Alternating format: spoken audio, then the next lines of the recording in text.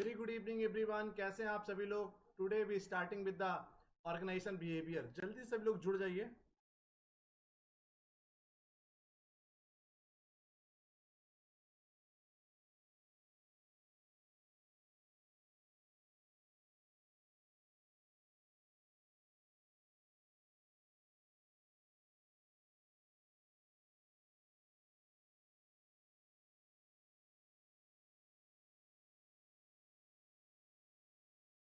जल्दी से सभी लोग ऑनलाइन आ जाओ ताकि सेशन को स्टार्ट किया जा सके। Please join everyone.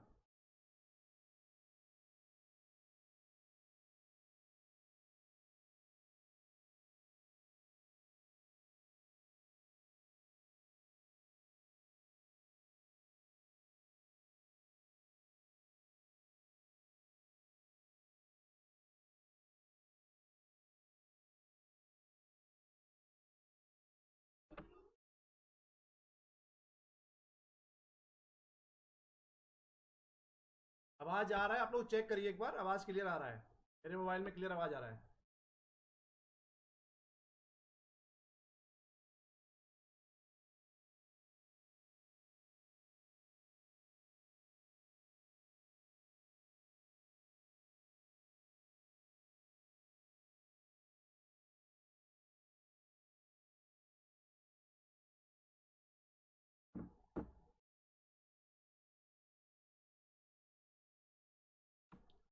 तो we are starting the what is all about the organisation behaviour.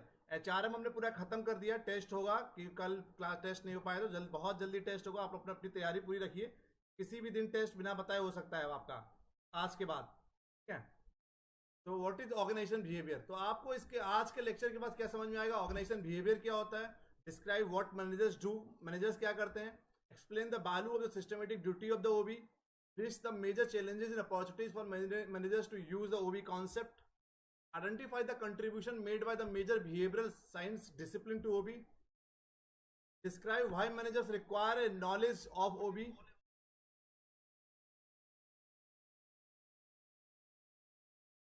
explain the need for a contingency approach to the study of OB, identify the 3 levels of analysis in this book OB model. तो पहले what managers do, organization behavior क्या होता है। Organisation तो आपको पता ही, जहां पे 2 या 2 से ज्यादा लोग आपस में मिलकर काम करते हैं एक ऑर्गेनाइजेशन के ऑब्जेक्टिव को अचीव करने के लिए, दैट इज कॉल्ड ऑर्गेनाइजेशन। और उसमें कैसे रिस्पॉन्ड कर रहे हैं एक दूसरे के अगेंस्ट में, कैसे रिस्पॉन्ड कर रहे हैं आपस में जब लोग काम कर रहे हैं, कैसे दे आर बिहेविंग, कैसे वो लोग बिहेव कर रहे हैं, that is called organization behavior. अभी आगे आपको पूरा बताएंगे। पहले है व्हाट मैनेजर्स डू। मैनेजर्स और administrators individuals who achieve goal through the other people, ऐसे इंडिविजुअल जो दूसरों के द्वारा अपने गोल्स को अचीव करते हैं, that is called managers. Managers का काम क्या होता है, सुपरवाइज करना ओवरऑल संगठन को। अलग अलग मैनेजर्स होते हैं, मार्केटिंग का अलग हुआ, एचआर का अलग हुआ, फाइनेंस का अलग हुआ, ऑपरेशंस का अलग हुआ, बट कुल मिला के सभी मैनेजर्स का काम क्या होता है, कहीं ना कहीं दूसरों से काम करवाना और अपने ओवरऑल गोल्स को अचीव करना। तो मैनेजरियल एक्टिविटीज क्या होती है, टू मेक डिसीजंस, निर्णय लेना, allocate the resources at the right place at the right time, direct activities of others to attain goal, और दूसरों से काम करके कैसे करवाना है उसके लिए कुछ एक्टिविटीज करना। तो मेक आउट द डिसीजन, कैसे डिसीजन लेना है आपको, किस तरीके से डिसीजन लेना है, कितना प्रोडक्शन होना चाहिए, कितना नहीं होना चाहिए, किसको रिक्रूट करना है, किसको रिक्रूट नहीं करना, what type of the marketing strategy you should follow. तो we have the numerous number of the managers work. तो मैनेजर की कई सारी एक्टिविटीज होती है, अलग मैनेजर्स की अलग एक्टिविटीज होती हैं। तो इंडिविजुअल, ऐसे individuals who achieve the goal through the other people, दूसरों के द्वारा ओवरऑल ऑर्गेनाइजेशन के गोल को अचीव करते हैं, उनको मैनेजर्स और एडमिनिस्ट्रेटर्स कहा जाता है। ऑर्गेनाइजेशन क्या होता है, a consistently coordinated social unit compose of 2 or more people that functions on a relatively continuous basis to achieve a common goal or set up the goal। ऐसा एक सामाजिक यूनिट जहां पर 2 या 2 से ज्यादा लोग मिलकर एक काम करते हैं, रिलेटिवली और कंटिन्यूस बेसिस, लगातार नियमित रूप से काम चलता रहता है ताकि हम लोग एक कॉमन गोल्स को अचीव कर सकें, सेटअप गोल्स को अचीव कर सकें। तो whatever the goals has been allocated by the top level management, जो भी गोल्स और टॉप लेवल मैनेजमेंट के द्वारा एलोकेट किए गए हैं, ऐसे गोल्स को अचीव कैसे करते हैं जब दो या दो से ज्यादा लोग मिलकर या आपस में मिलकर एक कंटिन्यूसली काम करते रहते हैं, तो उसको क्या बोलते हैं, ऑर्गेनाइजेशन। मैनेजमेंट फंक्शंस क्या होते हैं, नॉर्मली भाई planning, organizing, controlling, leading, staffing, directing. 5 major होते हैं ना, planning, organizing, controlling, staffing, directing. यहां पर मैनेजमेंट में लीडिंग भी बोल दिया है। प्लानिंग क्या होता है, planning is what to do, how to do, why to do, किस तरीके से काम करना है, कौन करेगा, क्यों करेंगे, कैसे करेंगे, कब करा जाएगा। तो process that include defining the goals, establishing the strategy, developing plans to coordinate the activities, उसको हम लोग बोलते हैं प्लानिंग। हम लोग गोल्स को डिफाइन करते हैं, गोल्स को डिफाइन करेंगे, स्ट्रेटजीज को स्टेब्लिश करेंगे, developing plans to coordinating the activities, और हम लोग प्लान और जितनी भी एक्टिविटीज है उनको सबको हम लोग कोऑर्डिनेट करेंगे, जिससे कि हम लोग प्लान्स को एग्जीक्यूट कर सकें, प्लान्स को अपने आप को इंप्लीमेंट कर सकें। तो planning is all about how to do, why to do, when to do, where to do, whom to do. तो कई सारे क्वेश्चंस दिमाग में उठते हैं जब हम लोग प्लानिंग की बात करते हैं। तो process that includes defining the goals, establishing the strategy and developing the plans to coordinating the activity, that is called planning. आगे बात करते हैं organising.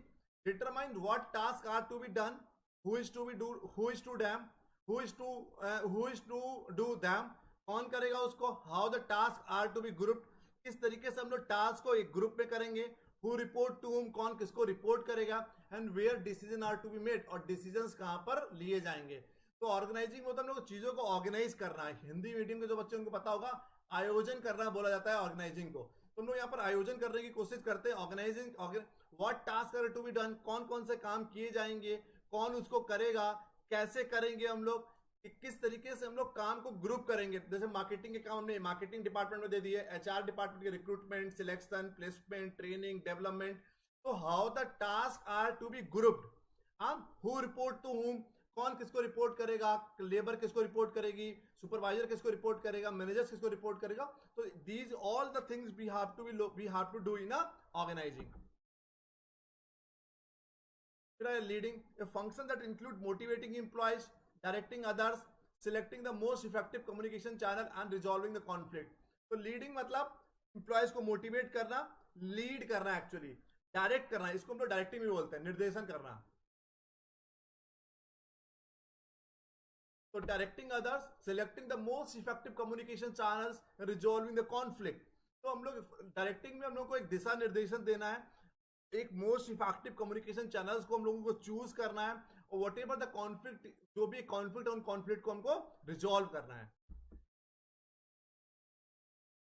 Controlling, monitoring the activities to ensure that they are being accomplished as planned and correcting any significant deviations। Controlling में हम लोग क्या करते हैं, नियंत्रण करना। किस तरीके से नियंत्रण करेंगे, मतलब जो कुछ भी आपने ऑब्जेक्टिव सेट किए थे उसको देखेंगे वो ऑब्जेक्टिव आपने अचीव कर पाया या नहीं कर पाया। जो भी टारगेट सेट किए थे आपने, वेदर यू हैव अचीव्ड दो टारगेट्स और नॉट। तो हम लोग को एक लास्ट में हम लोग कंट्रोलिंग के तहत हम लोग हर चीज को कंट्रोल करने की कोशिश करते हैं कि whatever you have set, whatever you have decide, whether you have achieved those things or not। कि अगर कोई डेविएशंस है, उसमें कोई उतार चढ़ाव है, कोई ऊपर नीचे कोई चीज है, तो कितना ऊपर नीचे है। आपने 100 माना था कि 100 मार्कर सेल करेंगे एक महीने में, whether you have achieved the target up to sell the 100 markers, whether it's 110 और 90 और 70 और 80। तो कंट्रोलिंग में हम लोग क्या करते हैं, तो पूरे ओवरऑल जो सब कुछ काम किया है उस काम को हम लोग कंट्रोल करते हैं, और एक स्टैंडर्ड से हम लोग उसको क्या करते हैं, जो स्टैंडर्ड सेट किया था उसको एक्चुअल के साथ हम लोग रिलेट करते हैं। एक्चुअल काम क्या हुआ, स्टैंडर्ड क्या सेट किए थे, उन दोनों को हम लोग मैच आउट करेंगे, फिर देखेंगे क्या डेविएशंस है। तो monitoring activities to ensure that they are being accomplished as a plan and correcting any significant deviation. Mintzberg managerial roles क्या होता है, figurehead, leader, liaison.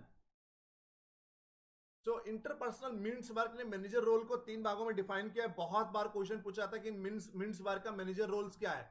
Interpersonal, symbolic head, required to perform a number of routine duties of a legal और social nature. Leader responsible for the motivation and direction of the employees. वो liaison की बात करेंगे तो liaison होता है maintain a network of outside contacts who provide favours and information. तो liaison interpersonal का मतलब है कि किस तरीके से एक दूसरे से लोग मिलकर काम कैसे करेंगे। तो लाइजन का क्या रोल रहता है कि maintain a network of outside contact, एक आउटसाइड कॉन्टैक्ट में नेटवर्क मेंटेन करिए जो आपको फेवर प्रोवाइड करेगा, इंफॉर्मेशन प्रोवाइड करेगा। लीडर का काम क्या है, जो responsible for motivation and direction of the employees, जो मोटिवेट करेगा एम्प्लॉयज को और डायरेक्ट करेगा। फिगर हेड का काम क्या है, जो फिगर हेड जो मेन हेड है, symbolic head required to perform a number of routine duties of a legal और सोशल नेचर। ये हो गया इंटरपर्सनल। इंफॉर्मेशनल की बात करेंगे तो मॉनिटर, डिसेमिनेटर और स्पोक्स पर्सन। इंफॉर्मेशनल में कौन कौन होते हैं, मॉनिटर होते हैं, receive the wide variety of the information, कई सारे अलग अलग टाइप्स की इंफॉर्मेशन को रिसीव करता है। Serve as a nerve center of internal and external information of the organization, तो एक नर्व सेंटर के रूप में काम करता है। Serve as a nerve system of internal and external information of the organisation, receive the wide variety of the information.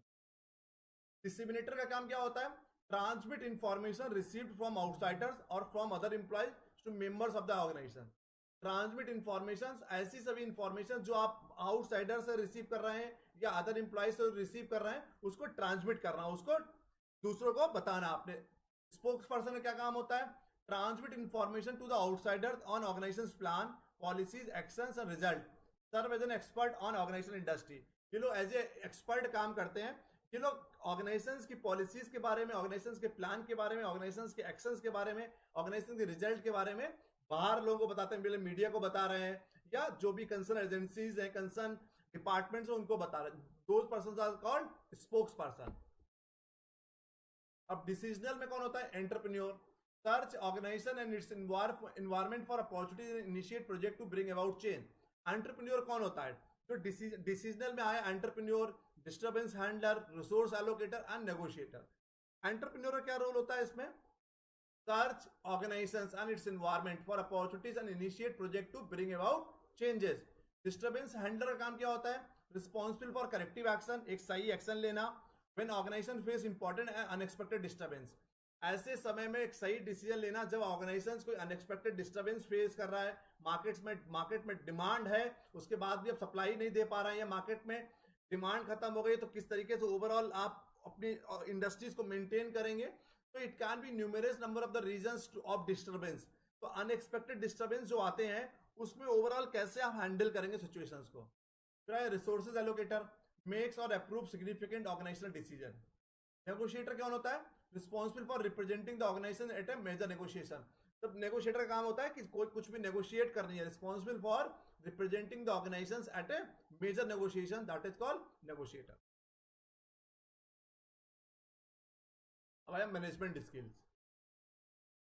Technical, the ability to apply specialised knowledge और expertise, that is called technical skills.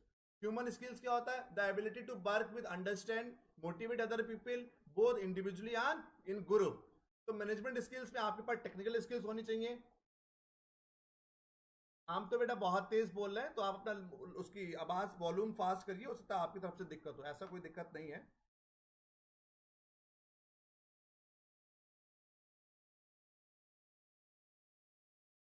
ठीक है, तो technical skills की हम लोग बात करते हैं। तो technical skill, the ability to apply specialize knowledge और एक्सपर्टीज, अपनी स्पेशलाइज नॉलेज और एक्सपर्टीज को अप्लाई करना। Human skills is all about to ability to work with, understand, motivate other people both individuality and in group, that is called human skills you should have. फिर हुआ conceptual skills, the mental ability to analyze and diagnose the complex situations. The mental ability to analyze and diagnose the complex situation, that is called conceptual skills. Clear, तो जो आपकी mental ability है, mental ability to analyze and diagnose the complex situation, that is called conceptual skills. अब आया effective versus successful managerial activities. Luthans ने ये बोला है, ट्रेडिशनल मैनेजमेंट क्या बोलता है, डिसीजन मेकिंग की बात करता है, प्लानिंग की बात करता है, कंट्रोलिंग की बात करता है। कम्युनिकेशन की हम लोग बात करेंगे तो exchanging the routine information, processing the paper work, routine information को एक्सचेंज करना हो गया।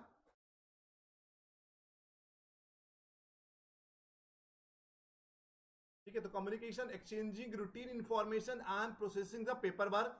and we will talk about the HRM, human resources management, motivating, discipline, managing conflict, staffing.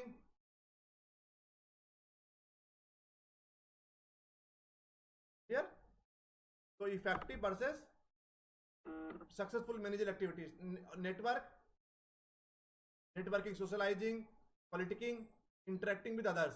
तो effective versus successful managerial activities को traditional management में decision making की बात करते हैं, प्लानिंग की बात करते हैं, कंट्रोलिंग की, कम्युनिकेशन में रूटीन इन्फॉर्मेशन को एक्सचेंज करना है, एचआर में motivating, discipline, managing conflict, staffing, networking में सोशलाइजिंग की बात करते हैं, पॉलिटिकिंग की बात करते हैं, इंटरेक्टिंग विद अदर्स की बात करते हैं. अब देखिए allocations of activity by the time. Average managers क्या होते हैं? देखिए ट्रेडिशनल मैनेजमेंट ये हो गया, traditional management, human resources management ये हो गया, कम्युनिकेशन ये हो गया, नेटवर्किंग ये हो गया. तो यहां पर एक डिफाइन करने की बात किया, एक एवरेज मैनेजर, सक्सेसफुल मैनेजर और इफेक्टिव मैनेजर. सक्सेसफुल मैनेजर्स होते हैं वो कम्युनिकेशन पे ज्यादा ध्यान देते हैं. सक्सेसफुल मैनेजर्स होते हैं they are more concern about the communications. उससे कम होते हैं वो कहीं ना कहीं एचआरएम पे, नेटवर्किंग पे 11% और ट्रेडिशनल मैनेजमेंट पे कम फोकस करते हैं वो लोग. तो और एवरेज मैनेजर्स क्या होता है 32% किस पे काम कर रहे हैं? ट्रेडिशनल मैनेजमेंट पे, ट्रेडिशनल चीजों पे ज्यादा फोकस करते हैं. 19% नेटवर्किंग पे, 20% मतलब ऑन एन एवरेज आप देख के समझ सकते हैं कि इफेक्टिव मैनेजर्स इफेक्टिव क्यों होते हैं. Because they are communication gap उनके कुछ भी नहीं होता. Whatever the information they are getting from one side and they are transferring those information from one place to the other place. अगर top level executive से कोई order मिला directly उन्होंने लोअर लेवल को बता दिया. तो मैनेजर्स एक दो इफेक्टिव मैनेजर्स होते हैं, मार्केट से कोई इंफॉर्मेशन मिले तुरंत उसको गैदर करके इंप्लीमेंट कर रहे हैं. तो they are more concern about the communication. अब आया ऑर्गेनाइजेशन बिहेवियर. ऑर्गेनाइजेशन समझ में आ गया, बिहेवियर समझ में आ गया. ऑर्गेनाइजेशन बिहेवियर क्या है? A field of the study that investigate the impact that individuals, group and structure have on behaviour within the organizations for the purpose of applying such knowledge towards improving an organizational effectiveness. So organizational behavior क्या है? Field of the study that investigate the impact with the individuals. Individual पे क्या impact पड़ रहा है, group पे क्या impact पड़ रहा है, structure have on behaviour with in the organisations. किस तरीके से लोग एक दूसरे पे इम्पैक्ट डाल रहे हैं, किस तरीके का स्ट्रक्चर एक ऑर्गेनाइजेशंस में है for the purpose of applying such knowledges towards improving an organisational effectiveness. अगर ऑर्गेनाइजेशनल बिहेवियर अगर ठीक सा होगा एक ऑर्गेनाइजेशन में तो ऑटोमेटिकली ऑर्गेनाइजेशनल इफेक्टिवनेस उसमें अच्छा होगा.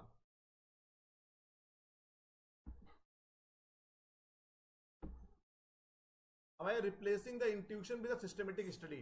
इंट्यूशन क्या होता है? Feeling it not necessarily supported by the research. होता है कि इंट्यूशन हो रहा है हमको, तो feeling not necessarily supported by the research, that is called intuition. भाई सिस्टमेटिक स्टडी की हम लोग बात करते हैं, looking at a relationship, attempting to attribute causes and effect and drawing the conclusion based on the scientific evidence, provide a means to predict behavior. तो systematic study में हम लोग क्या करते हैं? Looking at a relationship, attempting to attribute causes and effect, drawing the conclusion based on the scientific evidence and provides a means to protect the behaviour. तो intuition is all about feeling not necessarily supported by the research. कोई research से supported नहीं होता, कोई उसके पीछे कोई database नहीं होता, कुछ जो आपको इंट्यूशन होती है ऐसे कोई दिमाग में आया कि इंट्यूशन हो रहा है. और सिस्टमेटिक स्टडी की हम लोग बात करते हैं, we have some certain relationship with the past data and the future data, attempting to attribute the causes and effect, ऐसा होगा तो ऐसा होगा, drawing the conclusion based on the scientific evidence, provides a means to protect the behaviour. Replacing the intuition with the systematic, preconceived notions not equal to the fact. होता ही है, preconceived notions होते हैं that they always is not equal to the facts. Towards an OB discipline. Organisations behaviour की discipline क्या है? यही सब सिलेबस भी है जो आप नेक्स्ट इस स्लाइड में देख रहे हैं. That is all about the समाउ आप यही सिलेबस पढ़ेंगे. सोशियोलॉजी में हम लोग क्या ऑर्गेनाइजेशन ओबी सब जगह इंपॉर्टेंट है. सोशियोलॉजी में group dynamics, work team, communication, power, conflict, inter group, formal organisation theory, organisational technology, organisation change, organisational culture. Social psychology की हम लोग जहां पर बात करते हैं,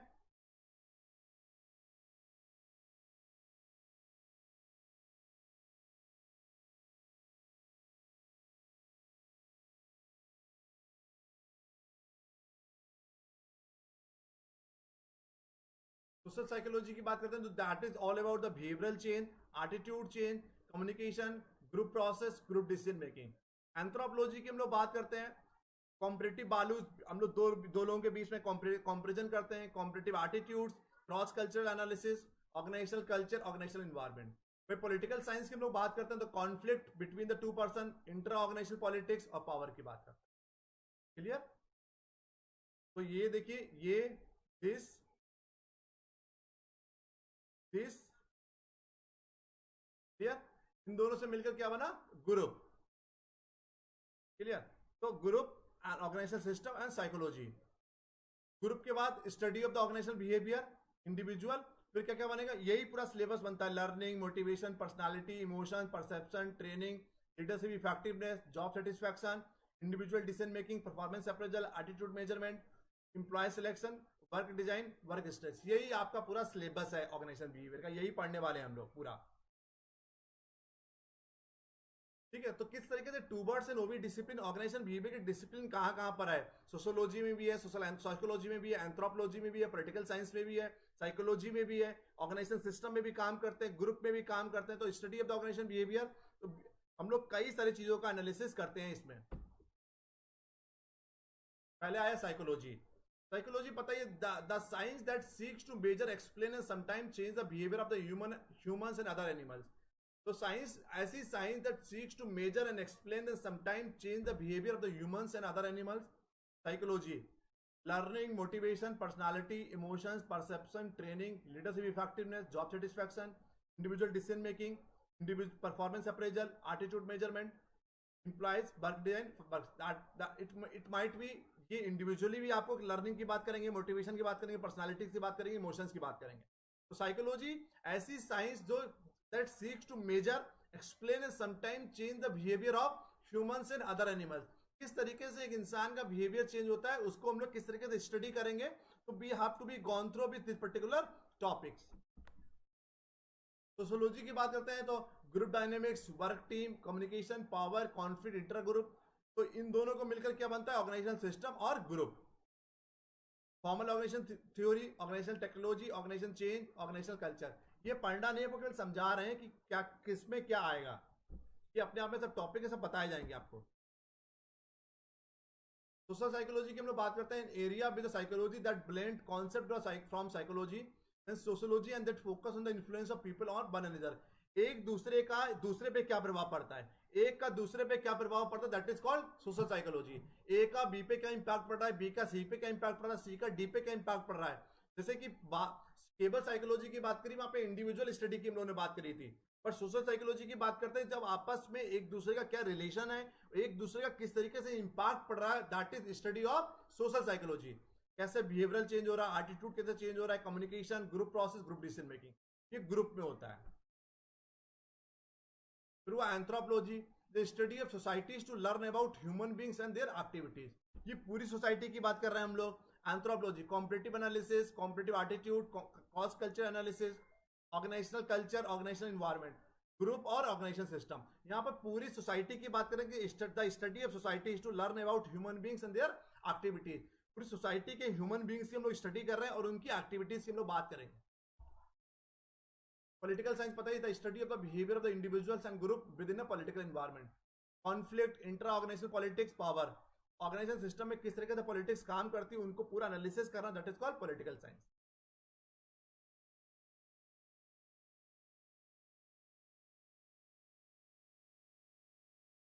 तो बेसिक्स आज हम आपको केवल इतना ही पढ़ाएंगे, ठीक है। कल इसमें बहुत कुछ है, ये आप पे काम का नहीं है।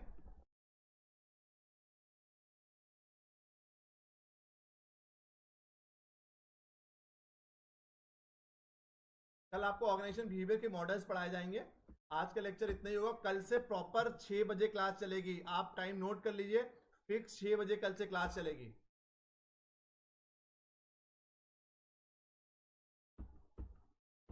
तो बहुत कुछ है लेकिन वो आप पे काम का नहीं है, ठीक है। हम पीपीटी आपको भेज देंगे, अगर कोई दिक्कत लगे तो पूछ लीजिएगा।